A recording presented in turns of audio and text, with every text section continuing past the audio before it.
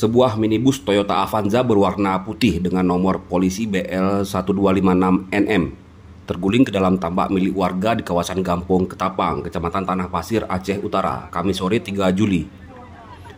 Peristiwa ini diduga kuat terkait dengan aksi pencurian kambing yang dilakukan oleh 3 orang pria yang berada dalam kendaraan tersebut. Kapolres Aceh Utara AKBP Nanang Indra Bakti melalui Kapolsek Tanah Pasir AKP Fauzan menyampaikan, kecelakaan tersebut menyebabkan 1 orang tewas di lokasi kejadian. Sopir mobil berinisial R 25 tahun ditemukan meninggal dunia dengan kondisi tubuh terjepit dan terbenam di dalam air tambak.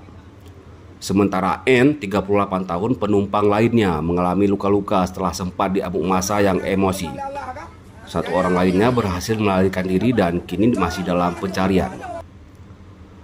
Kuat dugaan ketiga pria ini hendak melakukan aksi pencurian ternak. Hal ini diperkuat dengan ditemukannya 3 ekor kambing dan 1 ekor biri-biri di dalam kendaraan tersebut.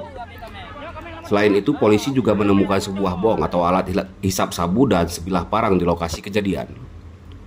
Kapolsek mengungkapkan bahwa aksi para pelaku dipergoki warga saat tengah mengangkut kambing di pinggir jalan.